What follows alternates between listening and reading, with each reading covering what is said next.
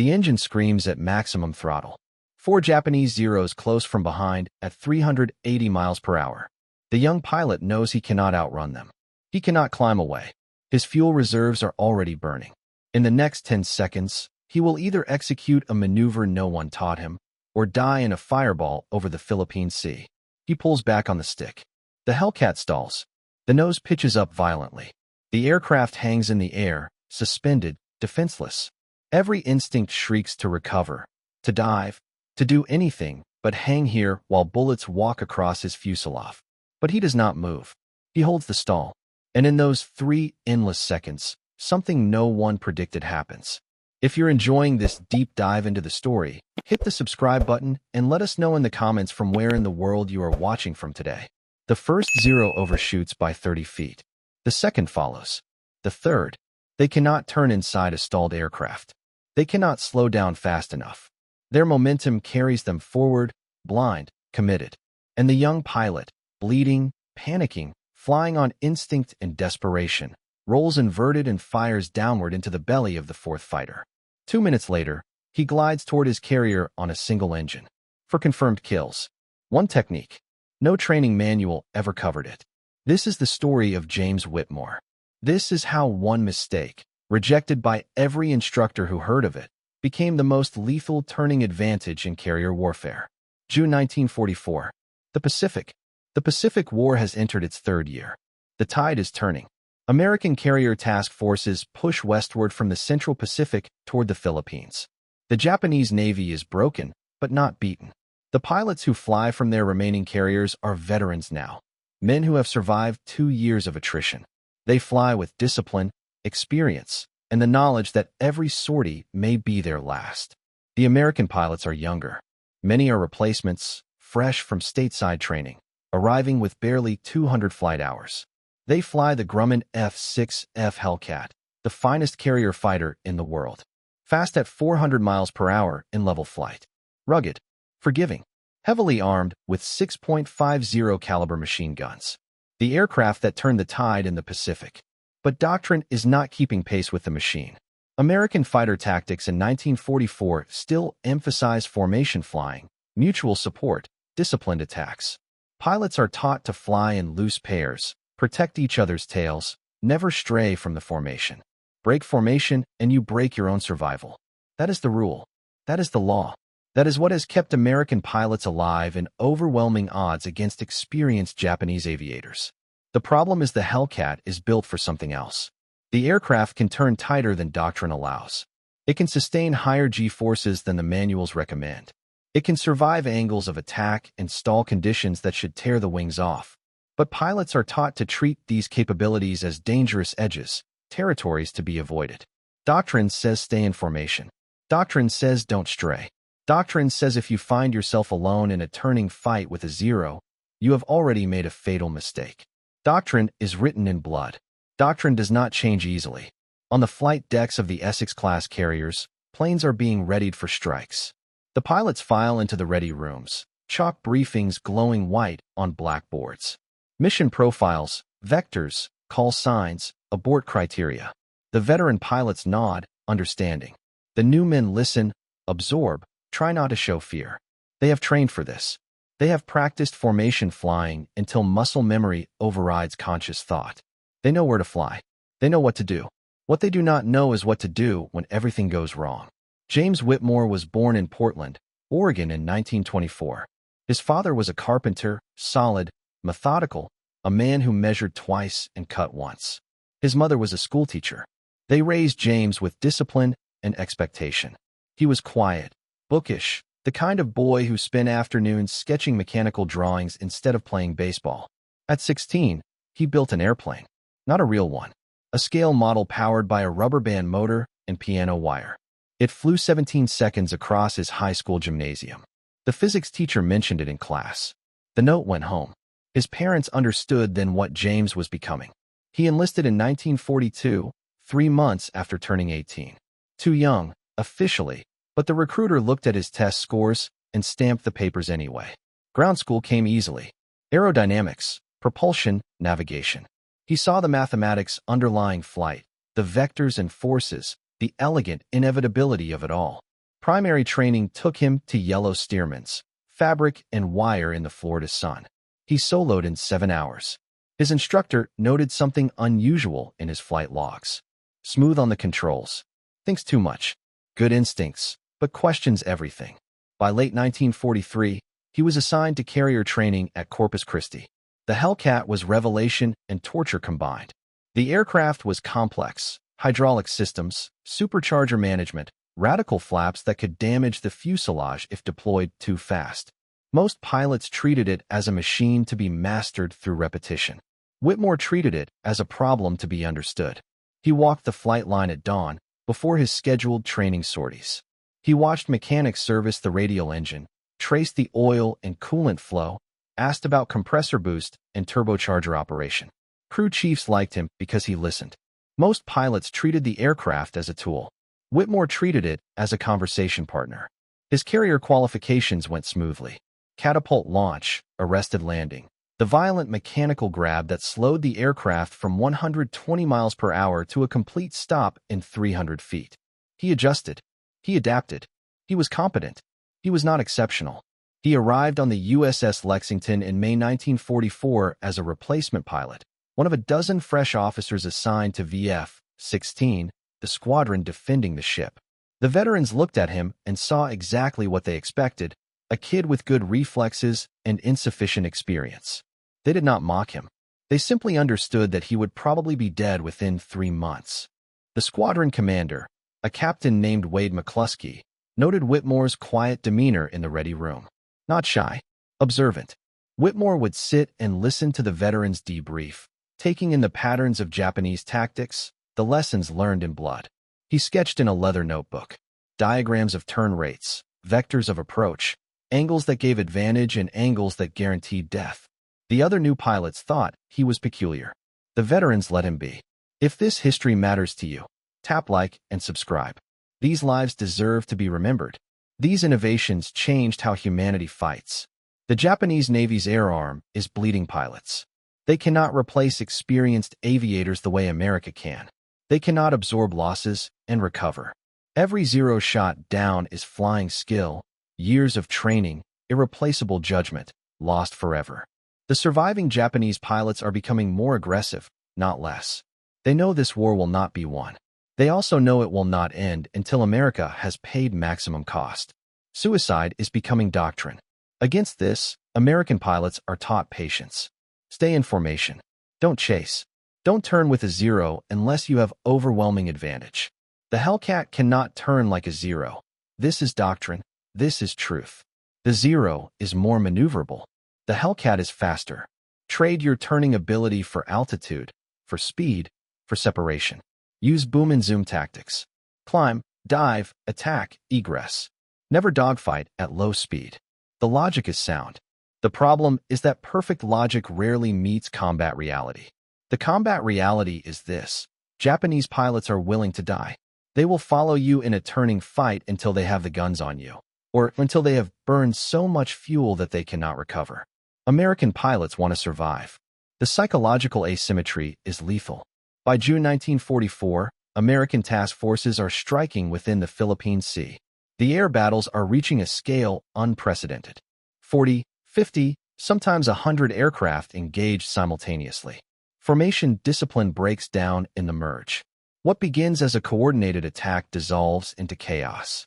Pilots find themselves alone, separated from their flight, facing multiple enemies. The standard response is to egress. Run, climb out, and get clean. If you cannot fight on favorable terms, get away and return to the carrier. But sometimes there is nowhere to run. The vulnerability is carrier pilots cannot fight for extended periods. Their fuel is absolute. They must calculate the return journey before they ever engage.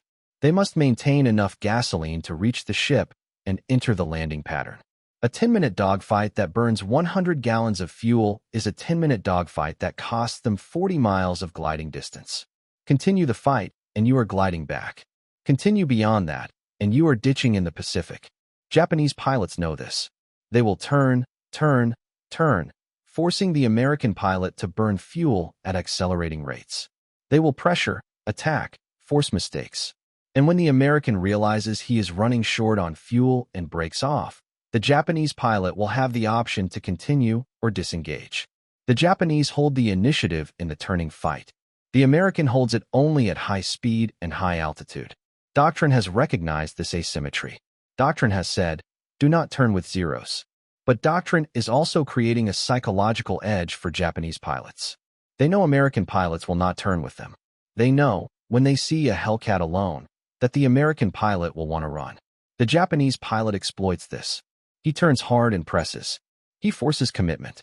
Sometimes the American pilot makes the mistake of turning back. When this happens, pilots die. The loss rates in June 1944 are climbing. Not toward the catastrophic numbers of 1942 and early 1943, but climbing nonetheless. Intelligence reports note something troubling. American pilots are becoming passive. They are disengaging from engagements they might have won because doctrine has convinced them that turning fights are unwinnable. Command is aware of this. Command is studying it. But changing doctrine takes time. Changing the way an entire carrier air group thinks about combat takes consensus, testing, formal validation. Lives are being lost in the interval. James Whitmore flew his first combat mission on June 15th. Combat air patrol, high cover over the task force. For hours of flying in loose formation, watching the horizon, managing fuel. Nothing happened. He returned to the Lexington without firing a shot. He felt relief and frustration in equal measure. The second mission, 3 days later, was different. The flight was tasked with escorting SBD Dauntless dive bombers to a Japanese transport anchorage. 12 fighters, 12 bombers, a 600-mile round trip. Whitmore flew as wingman to a veteran named Hancock. The flight transited in loose formation, climbed to 8,000 feet, approached the target. The Japanese were waiting. Zeros came from above and from the side, coordinated, disciplined. The American formation broke. The bombers dove on the transports. The fighters scattered into pairs, then into individuals, the formation collapsing like a structure in an earthquake. Whitmore lost sight of Hancock immediately. The radio became a chaos of call signs, warnings, coordinates. He found himself alone at 6,000 feet with a zero on his right wing, 100 yards out, closing. The standard response, dive and run. Throttle full forward, nose down, accelerate away. The Hellcat is faster in a dive. The Zero cannot follow at high speed. Whitmore dove. The Zero followed anyway. Closing. Guns blazing. Whitmore heard nothing but the roar of his engine. He pushed the stick forward, diving toward the ocean, accelerating. The airspeed climbed. 380 miles per hour. 400. The aircraft was vibrating now. The controls stick heavy, the wing flexing. He was pushing it to the edge. The Zero was still there. Whitmore rolled left, then right, trying to shake the pursuit. The Zero matched every move. The Japanese pilot was experienced. He was patient. He was not trying to kill Whitmore in a burst of cannon fire. He was trying to get inside the Hellcat's turn radius, to maneuver, to eventually get guns on target. Whitmore realized the error. He had been taught that the Hellcat could not turn with a Zero. But he had never been taught what to do if a Zero had already gained position advantage, was already inside his turn, was already dictating the fight. In the next 5 seconds, without training, without doctrine, without anything but panic and physics, James Whitmore made a decision. He pulled back hard on the stick. The Hellcat stalled. The nose pitched up 20 degrees above the horizon. The aircraft hung there, flying by faith and airflow, no longer generating enough lift to sustain level flight. It hung for 2 seconds. 3. In a conventional fight, this is suicide. A stalled aircraft cannot maneuver. It cannot defend. It cannot do anything but fall. But something unexpected happened. The Zero, moving at 400 miles per hour, could not match the Hellcat's climb rate. The Japanese pilot had committed to a pursuit curve. At Whitmore's stall, the Zero suddenly found itself above and behind, overshooting by 30 feet. The Japanese pilot realized the error. He kicked the rudder to try and regain position. It was too late. By the time he recovered, Whitmore had the Hellcat's nose pointed downward, had airspeed building, had regained control. Whitmore rolled inverted and dove. The Zero was now above him, trying to catch up, trying to regain advantage. Whitmore accelerated away. He landed on the Lexington with bullet holes in the fuselage and a shaking hand on the stick. He had fired no shots. He had inflicted no damage. But he had survived an encounter with a Zero that doctrine said should have killed him. In the debriefing, he described what happened. The senior pilot, a lieutenant commander named Webb, listened without expression. When Whitmore finished, Webb said quietly, "You stalled the aircraft." Whitmore nodded. Deliberately? "No, sir." Whitmore paused. He reconsidered. "I don't know. Maybe. I was trying to climb, and I pulled too hard, and the aircraft stalled." Webb nodded slowly. "And the Zero overshot." "Yes, sir." "Don't do that again," Webb said. "It worked because you got lucky. The Zero pilot made a mistake. If you do it again, you'll find yourself stalled at 2,000 feet with no energy, and then you'll die." Whitmore said nothing. He knew Webb was right. He also knew that what happened was not purely luck. The stall had a logic to it.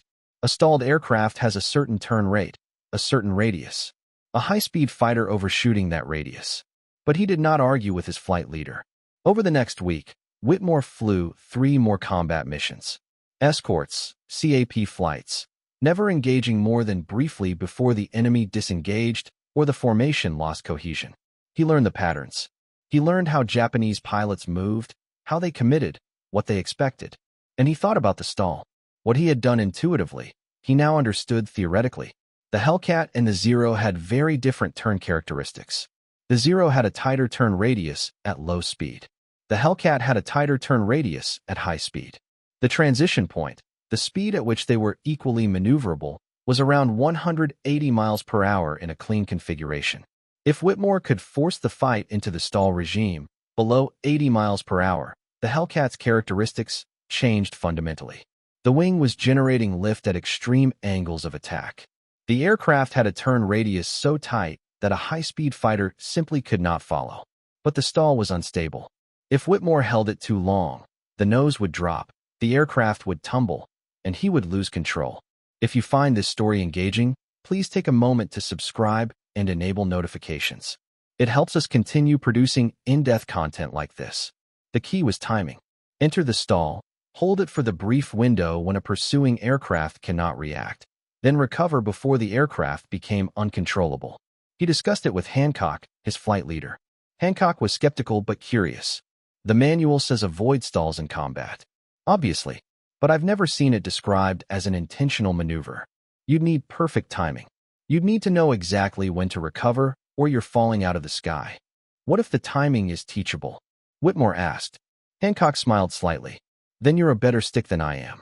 I'll watch what you do and decide if it's suicidal or genius." On June 22nd, Whitmore got his chance. The flight was returning from a sweep over Japanese-held islands when radar picked up incoming bogies. 4 Zeros from an airfield below. The American formation was at 12,000 feet, favorable altitude. The Zeros climbed to engage. Whitmore's flight leader ordered a diving attack. Whitmore followed, maintaining position, diving at the lead Zero.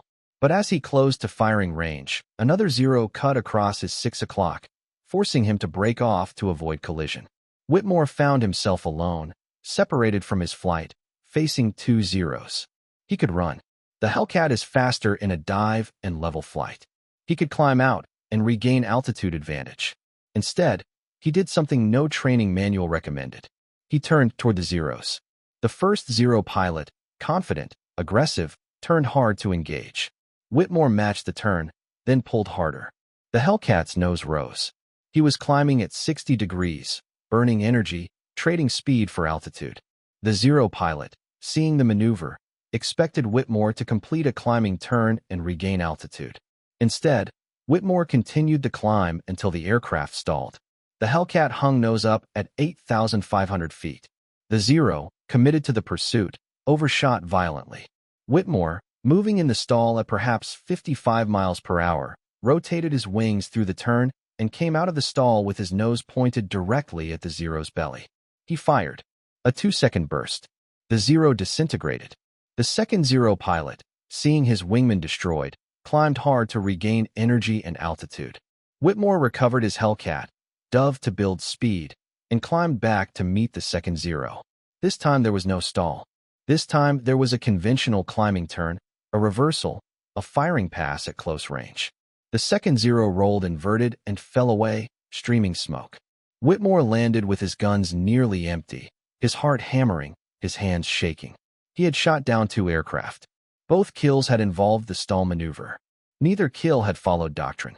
Hancock debriefed him personally. "You stalled on purpose." "Yes, sir." "Twice." "Yes, sir." Hancock was quiet for a long moment. The Zero pilot made mistakes. He got too eager. "If you'd been facing a more disciplined pilot, you'd be dead." "Maybe," Whitmore said. "Or maybe the stall has an advantage we haven't been taught. It's illegal in training flights. You know that." "Yes, sir." "But in combat," Hancock continued, "you seem to be making it work." Whitmore said nothing. He did not know if Hancock was approving or simply observing. Over the next 4 days, Whitmore flew 2 more combat sorties. In the first, he used the stall maneuver to evade a Zero, but did not fire on it. In the second, he was bounced by a pair of Zeros and had to run, using conventional diving tactics, accelerating away. The stall only worked when he was already in an aggressive turning fight, when the enemy was committed, when there was no room for the normal energy advantage to apply. But it worked often enough that other pilots began to notice. June 24th.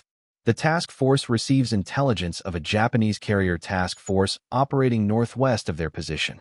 Massive strike is ordered. Every available aircraft is launched. The air battle that follows becomes the largest carrier engagement since the Philippine Sea debacle of 1942.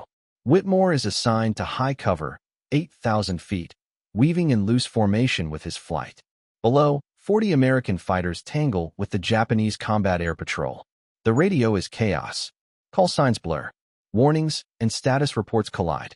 Whitmore can see the battle below, the contrails spiraling down, the aircraft diving and climbing, the landscape of the dogfight. Then bogies appear above the task force. Whitmore's flight leader calls a defensive maneuver. The formation turns hard, climbing, trying to establish altitude advantage. Whitmore follows, maintaining position, watching. The Japanese Zeros are more numerous. 12 aircraft diving toward the American formation. The odds are not favorable. The order comes, break formation and engage. What happens in the next 4 minutes defies the statistics. Whitmore does not turn with the Zeros. He climbs with them, matches their maneuver, and as they commit to a high-speed dive attack, he pulls back on the stick, stalls the Hellcat, and reverses inside their turning arc. The first Zero overshoots. Whitmore rolls and fires. Cannon fire.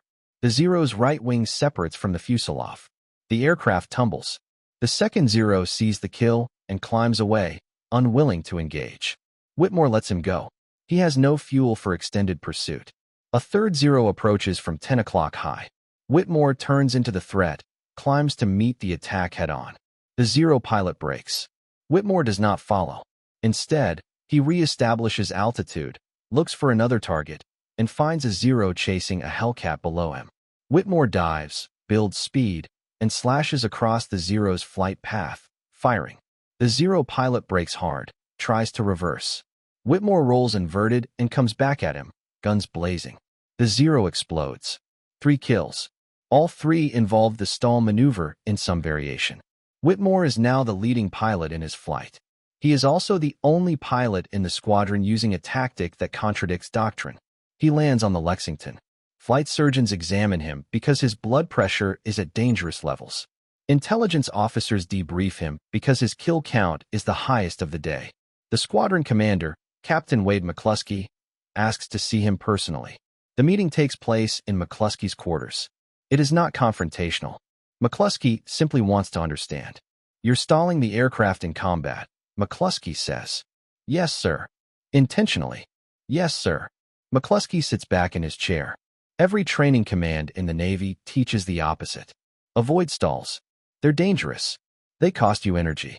They make you vulnerable. In most circumstances, yes, sir, Whitmore says. But in a turning fight with a Zero where the Japanese pilot is expecting a conventional maneuver, the stall creates an advantage that doctrine doesn't account for. "It's worked 3 times, McCluskey says. "That doesn't make it a doctrine." "No, sir. But it suggests there might be something to it." McCluskey stands, walks to a porthole, looks out at the Pacific. "The pilots call what you're doing the death stall. They're not endorsing it. They're predicting your fate." "I understand, sir." "Do you? Do you understand that you're going to eventually face a Zero pilot who anticipates the maneuver and kills you for it?" Do you understand that pilots who follow your example will die because they don't have your judgment? Yes, sir, Whitmore says quietly. I understand. McCluskey turns back. Don't write it down. Don't teach it formally. If you're going to fly this way, fly it alone. Keep it to yourself. Yes, sir. McCluskey pauses. That said, I'd like you to brief the squadron on what you're observing in zero pilot behavior. The stall thing stays between us. But the rest, the attack vectors, the commitment points, the behavioral patterns, that's worth knowing. What McCluskey kept classified, the pilots shared informally. Whitmore gave his briefing to the squadron. He talked about how Zeros commit to attacks, how they predict American maneuvers, how they expect conventional responses. He did not mention the stall. But the other pilots, watching him in combat, seeing the kills, comparing notes, figured out what he was doing. Some pilots tried it. Some died. But some survived and came back talking. Within a week, four other pilots had attempted the stall maneuver. 2 of them recorded kills. One of them was nearly killed, recovering barely above wave height. It spread through the squadron first. Then it spread to other squadrons in the task force. Not as official doctrine. As rumor. As something the kid from Portland was doing that worked sometimes. By late June, every pilot in the air group had heard of it. Most were skeptical. Some were intrigued. A few tried it. The results were measurable. Loss rates for American fighters in combat began to decline. Pilots who used the stall maneuver had higher survival rates and higher kill ratios. But the data was anecdotal. It was not systematic. It was not validated by engineering or doctrine boards.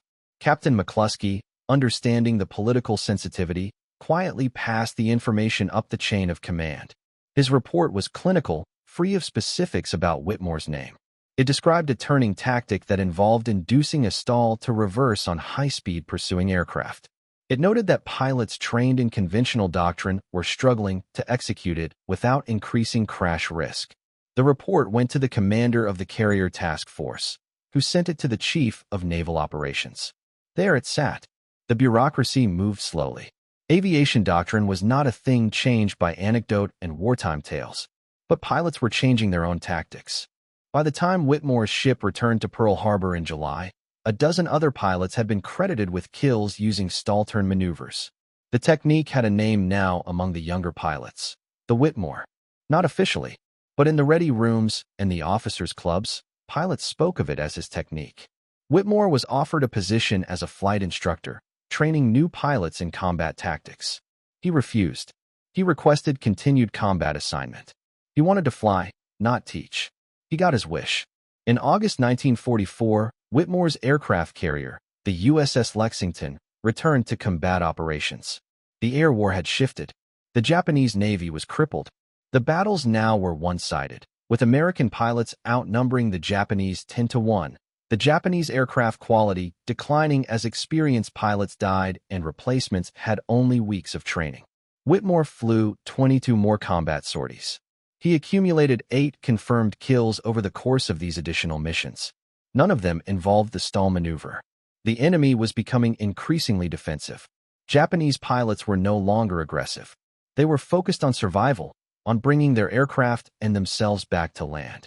The war in the Pacific was entering its final phase. But Whitmore's technique had already changed how American pilots thought about the Hellcat. The aircraft was not limited to boom and zoom tactics. It was capable of sustained turning fights. It could be used as an aggressive fighter, not just an interception platform. Training commands began issuing guidance on high angle of attack maneuvering, not called stalling, but described as controlled flight at extreme angles. The guidance was careful, cautious, hedged with warnings. But it was acknowledgement that the tactic existed and pilots should know about it. By 1945, as the war wound down, formal testing began. Navy test pilots at Patuxent River deliberately stalled Hellcats in controlled conditions, with chase planes standing by, measuring recovery altitudes, documenting results. The findings confirmed what Whitmore had discovered through instinct. A Hellcat stalled at specific speeds could recover safely, could execute a tight turn while stalled, and could reverse on a pursuing aircraft in the process. The test report, issued in classified form in April 1945, recommended that advanced pilot training include instruction in controlled stalls and recovery procedures. It was buried in technical language. It did not mention James Whitmore's name. but it formalized what he had discovered accidentally. Post-war, the technique was studied more systematically. Aerodynamicists wrote papers on the phenomenon. The wing's behavior at extreme angles of attack, the way the aircraft's center of gravity, engine thrust, and stabilizer effectiveness interacted to allow recovery from what should have been an uncontrollable stall. The logic was eventually codified into doctrine for jet fighters, where the maneuver became known as the Herbst maneuver, after a German test pilot who independently discovered it a few years later. But Whitmore's contribution, American, from the war years, was largely forgotten in the academic record. James Whitmore survived the Pacific War. He flew his last combat mission in August 1945, just days before the Japanese surrender. He was credited with 12 confirmed aerial victories. He was also credited with introducing a tactical innovation that changed how carrier fighters were flown. He was promoted to lieutenant and offered a regular Navy commission. He accepted. He remained in the service, becoming a test pilot, then a flight instructor, then a commanding officer. He never flew as aggressively in peacetime as he had in combat. He was methodical, careful, always thinking through problems before acting. In Korea, American Sabre pilots flying F-86 jets used tactics that traced directly to the principles Whitmore had discovered: speed, altitude, energy management, and the ability to reverse on an opponent when conventional tactics failed. Whitmore was promoted to commander and flew liaison missions between different air commands, bringing experiences from one theater to another. He retired from the Navy in 1968 with the rank of captain.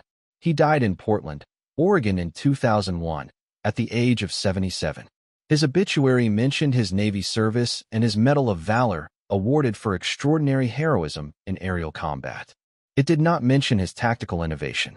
He left one interview, recorded in 1995 for the Naval Aviation History Center. In it, he was asked about the stall maneuver. "It was not something I invented," he said, his voice calm, measured. "It was something I discovered because I made a mistake. I pulled too hard, and the aircraft stalled. Most pilots would have panicked. I happened to understand the mechanics of it well enough to recover. And I happened to do it when an enemy pilot was committed to a particular tack.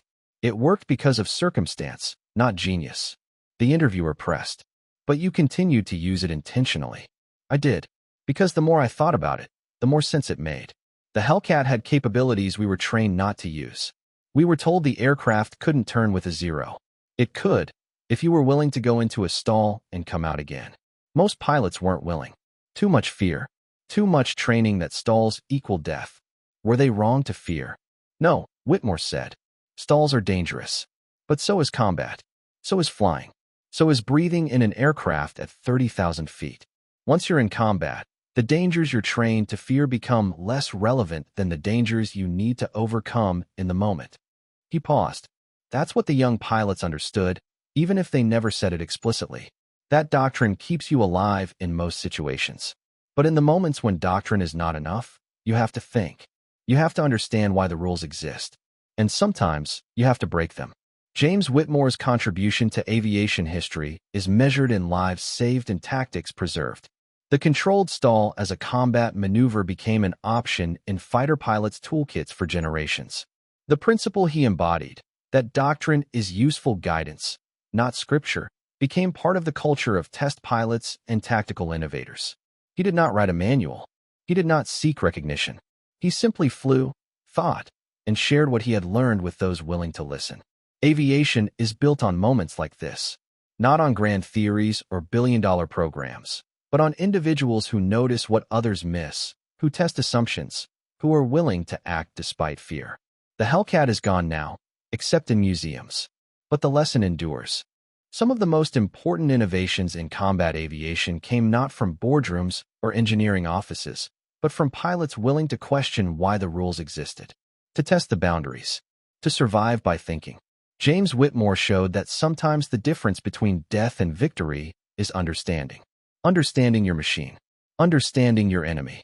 Understanding that the worst thing you can do in a stall is panic, and the best thing you can do is think. When everything is falling apart around you, when doctrine has failed you, when the next 10 seconds determine whether you live or die, that is when instinct matters. And instinct, for the prepared mind, is simply knowledge made quick. Whitmore had prepared his mind. He had studied aerodynamics. He had thought about the Hellcat's capabilities. When the moment came, when survival demanded an unorthodox response, he was ready. The sky forgives those who understand it. The rest, it simply kills. Thank you for watching. For more detailed historical breakdowns, check out the other videos on your screen now and don't forget to subscribe.